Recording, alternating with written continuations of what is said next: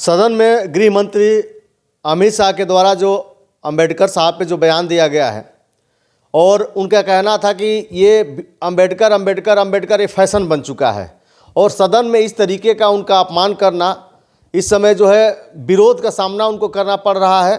और जो है रोड पे लोग उतर आए हैं अंबेडकर को चाहने वाले और उनको उनके जो है पुतले पे और जो है उनके फ़ोटो पे चप्पल लोग बरसा रहे हैं और इस समय उनका पुतला फूंका जा रहा है और लोग रोड पे मजबूर हो गए उतरने के लिए।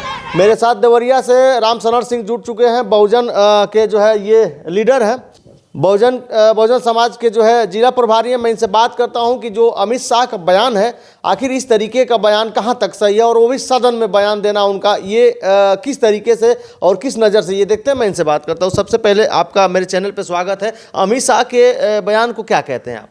सबसे पहले आपका भी इस चैनल का मेरे यहाँ स्वागत है। और माननीय अमित शाह जी जिस संसद में पहुँचे हैं, बाबा साहब के बनाए हुए अम्बेडकर साहब के संविधान से ही उस संसद में पहुँचे हैं जी। और वह संसद संविधान से ही चलती है, किसी भगवान से वह संसद नहीं चलती है। संसद अगर भगवान से चलती तो जितने साधु सन्यासी हैं संसद में नहीं पहुँचते, अपने मठ में बैठ के उसी भगवान से इस देश को चला लेते। तो अमित शाह को एहसानमंद होना चाहिए बाबा साहब अम्बेडकर का कि उनके संविधान के बदौलत ही वो उस सदन में पहुँचे हैं, जिसके बदौलत वो बयान दे पा रहे हैं। हाँ, उनके लिए भगवान भले अलग हों, लेकिन बहुजन समाज पार्टी के लिए भगवान बाबा साहब अम्बेडकर ही हैं।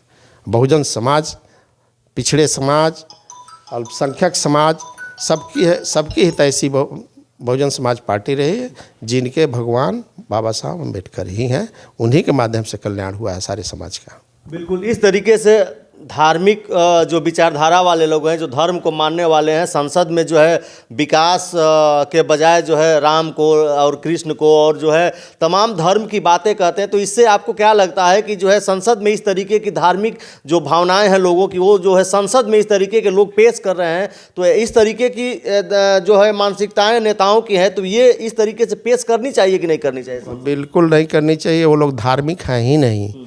धर्म तो मानवता का धर्म एक ही होता है। धर्म किसी को विभेद नहीं करता है, सबको बराबरी का अवसर देता है। वो लोग अंधविश्वासी हैं, धर्म के बारे में अज्ञान है, जो इस तरह की बातें करते हैं। धर्म तो मानवता का धर्म सबका एक ही है, चाहे वो किसी भी धर्म का व्यक्ति हो, किसी भी धर्म का अनुयायी हो, मानवता का धर्म ही धर्म माना जाता है। तो ऐसे लोग अविवेकी, अंधविश्वासी, अन्यायी ही माने जाएंगे जो विभिन्न तरह की बातें करते हैं। धर्म सबका एक है, धर्म सबके कल्याण की भावना रखता है, सबके कल्याण की बात करता है। बिल्कुल अमित शाह का ये जो बयान है, तो इस बयान पे जो है देश में इस समय हाहाकार मच गया है। लोग रोड पे आ गए हैं, उनके पुतले जला रहे हैं, उनके प्रतीकात्मक जो उनका फिगर होता है, जो फोटो होता है, उस पर लोग जो है चप्पलें मार रहे हैं, जूता बरसा रहे हैं। तो इस तरीके के बयान को लेके अमित शाह को क्या करना चाहिए? अमित शाह जी ने जो बयान दिया है, उस बयान को कांग्रेस ने लोक लिया है। चाहे कांग्रेस हो और चाहे भाजपा के लोग हों, बाबा साहब के नाम पर राजनीति की रोटी सेक रहे हैं। क्या कांग्रेस जो इस स्टेटमेंट को लोक रही है बाबा साहब अम्बेडकर के नाम पर, क्या कभी अम्बेडकर की हितैषी रही है? कभी नहीं रही है। चाहे वो संविधान सभा में जाने का मामला हो, उस समय भी कांग्रेस ने बाबा साहब को पहुंचने नहीं दिया, 2 बार चुनाव हरवा दिया। संसद में बाबा साहब को नहीं पहुंचने दिया, बाबा साहब को भारत रत्न नहीं दिया, बार बार बेइज्जत किया कांग्रेसियों ने, जिसके वजह से नेहरू मंत्रिमंडल से प्रथम विधि मंत्री के रूप में उन्होंने इस्तीफा दिया। तो कांग्रेस दूध की धूली थोड़े है। बहुजन समाज पार्टी, बहुजन समाज की हितैषी कांग्रेस भी नहीं है और न ही भाजपा है। ये लोग तो मुद्दे देकर, एक दूसरे पर मुद्दे उछालकर बहुजन समाज के वोट बैंक को हथियाने की खातिर एक दूसरे को मुद्दा मुंह में डाल रहे हैं और इसको उछाल रहे हैं। बिल्कुल इस समय रोड पे तो इनके बयान के बाद, अमित शाह के बयान के बाद, इस बयान को लेके राहुल गांधी और प्रियंका गांधी जो है बाबा साहब का फ़ोटो लेके और समर्थकों के साथ जो है रोड पे उतर गए हैं। तो आप कह रहे हैं कि उनके जो है ये समर्थक नहीं है, उनको नहीं चाहने वाले हैं। अभी इस समय फिलहाल रोड पे आ गए हैं वो लोग, वोट लेने के लिए रोड पर आए हैं। काम करते संविधान के अनुसार तो 60 वर्षों तक कांग्रेस का शासन रहा है, देश की गरीबी मिट गई होती। आज भी देश की गरीबी इतनी है कि 80 करोड़ जनता 5 किलो राशन पर जी रही है।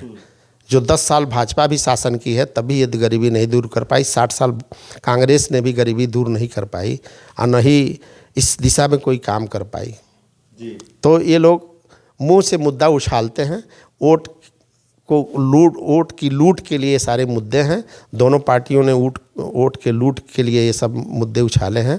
कोई बाबा साहब अम्बेडकर का संविधान को नहीं मानने वाला है, उनके सिद्धांतों को नहीं मानने वाला है, सिर्फ उनका नाम लेके वोट बैंक हथियाने की फिराक में है। बिल्कुल, बिना वोट बैंक के लिए संविधान को मानने वाली कौन पार्टी है?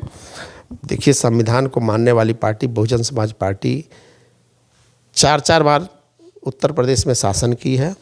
हमारे सामाजिक परिवर्तन के वाहक जितने भी महापुरुष हुए हैं उनकी मूर्तियां लगा के, पत्थर की मूर्तियां लगा के इतिहास को हजारों वर्ष के लिए अमर कर दिया है। बहुजन समाज पार्टी है जो लखनऊ को पेरिस बना दिया, नोएडा जो दिल्ली के करीब है, आज महापुरुषों का पार्क देखिए तो हजारों साल तक वह पार्क जिंदा रहेगा। और हमारे महापुरुष, चाहे वो पेरियार साहब हों, छत्रपति साहू जी महाराज हों, बाबा साहब अम्बेडकर हों, मान्यवर काशीराम साहब हों, सबकी मूर्तियां आज जाइए देखिए शान से खड़ी हैं।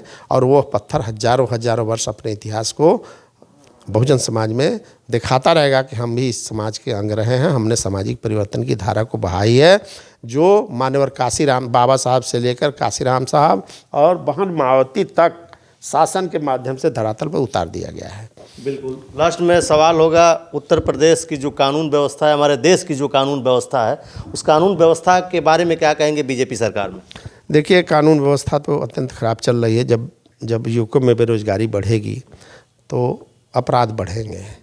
भाजपा सरकार में भी बेरोजगारी चरम सीमा पर है, महंगाई चरम सीमा पर है, गरीब निरंतर गरीब हो रहा है और रोजगार के अवसर साफ छीन लिए गए हैं। नौजवान, किसान, मजदूर सारे लोग परेशान हैं, तो अपराध बढ़ने हैं। महिलाओं के प्रति अपराध बढ़े हैं, महिलाओं के प्रति काफ़ी अपराध बढ़े हैं, कम अपराध नहीं बढ़े हैं। बलात्कार, हिंसा सब जारी है। बीजेपी का नारा है बेटी बचाओ और बेटी पढ़ाओ, आप कह रहे हैं कि बीजेपी की सरकार में अपराध महिलाओं के साथ बढ़ा है? बिल्कुल बढ़ा है, आंकड़े देख लीजिए, महिलाओं के साथ काफ़ी अपराध बढ़े हुए हैं और आए दिन हत्याएं, बलात्कार, पेपर आप रोज़ पढ़ते होंगे। यहाँ देवरिया में कितनी हत्याएं हुई, आप पत्रकार हैं, आप देखते होंगे। आखिर ये कानून व्यवस्था कहाँ सही है? एकदम सही नहीं है। सेलेक्टेड लोग थानों पर तैनात हैं, सेलेक्टेड अधिकारी आज किसी नेता की, किसी विधायक की, चाहे जिस भी दल का विधायक हो, कोई सुनने वाला नहीं है, मनमानी है। तो कानून व्यवस्था कैसे कायम रहेगी? एकदम नहीं है, बहुत ही खराब है। बिल्कुल, तमाम मुद्दों पे बातचीत हुई और इस समय जो है इनके बयान पे, अमित शाह के बयान पे हाहाकार मचा हुआ है और उनके सम्मान में लोग रोड पे आ चुके हैं। आप लोगों का क्या कहना है? आप कमेंट पे अपनी प्रतिक्रिया जरूर दर्ज करिएगा। अभी तक वीडियो में बने रहने के लिए आपको बहुत बहुत धन्यवाद। नमस्कार।